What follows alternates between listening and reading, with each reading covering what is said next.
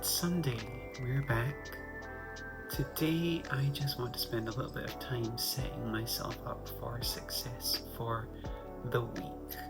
There's always that temptation on the Friday evening when you down tools and then you spend a couple of days away from your desk, and come Monday morning I find myself sitting down and not quite sure where I left off, having to scramble a little bit. The big thing I want to get done, I've still got one final chapter that just needs compiled for all the freelancers' work, which would be good because if I can get that done, then I will have checked all of the freelancer submissions finally, and I can tell them all to invoice and get everyone paid, which is obviously a big deal.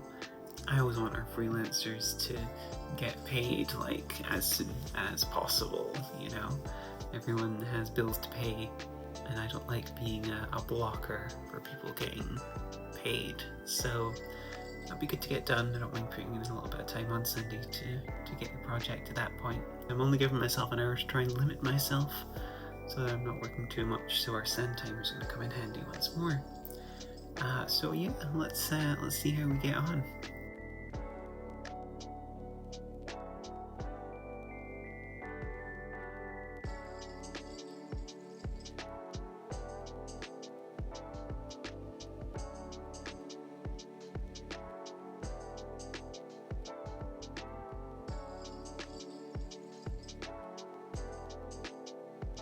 I did a wee bit longer than an hour in the end. I did my initial hour and then a wee bit more just to finish some stuff off. And yeah, I had a good one. It's very satisfying to pull all your documents together and format them and, you know, get all of the different freelancers' work all together. So that's all done now. So I now have a nice, solid, combined second draft manuscript of the book. That's a great starting point for next week. And as I was doing it, I was thinking a lot about making NPCs, because a large part of this book are delve encounters and bounties, so random encounters and one-page adventures. And a lot of these obviously revolve around one or two distinct NPCs that the players encounter. And I thought it might be fun to talk about one of the ways I come up with really quick NPCs that are very simple to make, but quite, good for dropping into any adventure and easy for GMs to use. So there's just 4 questions that I tend to ask myself if I have to come up with an NPC on the spot. There's obviously the standard stuff that I'm not going to count, so their names, genders, ancestries, where they sit in like the social structure, etc, etc. You'll know that because your players will encounter them somewhere. It'll be like a shopkeep, or even like the archetypal town guard who suddenly you need to come up with a story for, or whatever. Outside of that stuff, the 4 questions I always ask myself that make an NPC gameable, I think, is the key point here. First of all, what do they want? Just give them one thing that they really want.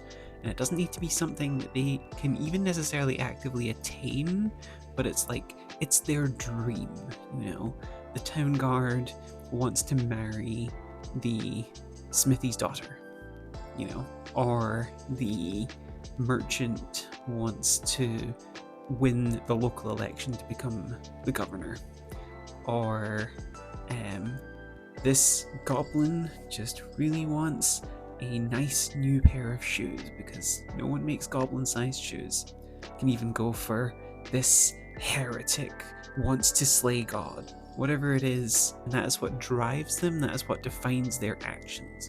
Whenever the GM has to think, what will this person do? The first question you should ask is, does this put that NPC closer or further away from their goal? Do they work towards it or back? And that'll tell you whether they're going to be active or resistant to player actions, So what do they want? That's the first thing. Second one is, what do they need? So it's slightly different from their want. It's often tied to their want, but not always. The goblin who wants a nice pair of shoes, might be trapped in the middle of the wilderness, and what they actually just need is food and water. It's like their immediate thing that they need. Town guard might be getting blackmailed, they need to clear their name or whatever. It's something, a need is something that is kind of like imposed upon a character by their situation or by the world. It's the pressure that's being put on them, and it's often the thing that is more easy for players to leverage if they can find out what a character needs and wants. Then they can become putty in their hands, essentially. Really great for like social manipulation and whatnot. So those are like the two things that sort of will answer some of those initial role-playing questions about how an NPC is going to react to parties that approach, because this NPC has their own life, they have their own needs, they have their own wants. They're not just standing around awkwardly waiting for heroes to interact with them. They're working towards stuff, and they have things that they need, And then the other two are quite simply tying into their need and their want. Will they lie to get what they need or want? And will they kill to get what they need or want? Those are the last two questions, and they're just kind of like orders of severity of what this NPC will do. And that will, again, immediately steer you into how this NPC should react to the actions of the players. Let's create an NPC on the spot right here. Let's say a gravedigger, okay? What do they want? They work at the church, and they want to be a priest. They don't want to just be burying the bodies. They've been inspired by the clergy. They want to become a priest, but they are but a common gravedigger. And they have no idea how to go about that, because you need education and learning. You need to be able to read and orate to be a preacher, and they are but a lowly gravedigger. That is their want. What they need to work day in, day out for their job. They need to feed themselves, they need to feed their family. So very simple want and need. So what they want is to become a member of the clergy. Will they lie to get that? I think maybe they would lie to get that. That immediately gives me this character who's going to tell some lies, do a little bit of manipulation and whatnot, obfuscate the truth maybe. And then, will they kill to get what they want? And I think that's interesting. I think to say no, they won't kill. So they'll lie, but they won't kill because, in their mind, that's a step too far. And immediately it starts to build this character. I know that if my group of players come to interact with this character, I know what the character needs, I know what the character wants, and I know how far they'll go to fulfill their needs and wants. And from that, I find that that's kind of normally all I need to have a base of how a character is going to act in a situation. Especially once players start knocking them around. And it's also, if you are open with your group about how you design your NPCs as well, this can really help. Because if you're like, my characters have needs and wants, and if you can learn them, then you can, make allies of them, make enemies, manipulate them, or, persuade them to help you. And it gives a lot of play to characters who are more social oriented.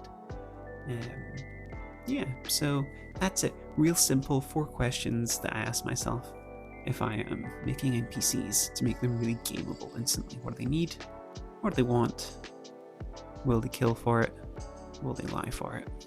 Yeah, there we go. Just a wee thing that came up because I was looking at a lot of NPCs today. So that, I think, will do it for today. I am going to go, I'm going to chill out, and I think I'm going to maybe go and play Hollow Knight Silksong, which actually has some great NPCs in it now I think about it. Very simple, Sherma, what does Sherma want? Sherma wants to climb to the top of the citadel. What do they need? To open doors. They need to open doors. They can't necessarily find out how, and you can help them progress by opening doors. Will they lie to get what they want? No, they're precious bean. Will they kill to get what they want? Definitely not. comparison to Chakra, another good NPC example. What do they want? They want to find their master. They're looking for their master. They're at Farloom. What do they need? They need to explore, and they need to map the world. They need to track down their master and survive in Farloom. Will they lie to get what they want? I don't think so. Chakra's never been someone who lie. Will they kill to get what they want? Absolutely. Chakra will kill, very, very quick to kill, to keep on trying to find their master. So yeah, now I think about it, maybe Silksong has some good NPCs that you can sort of start to view through this lens. So yeah, anyway, I might go play some more of that. Have a good Sunday, and I shall see you tomorrow.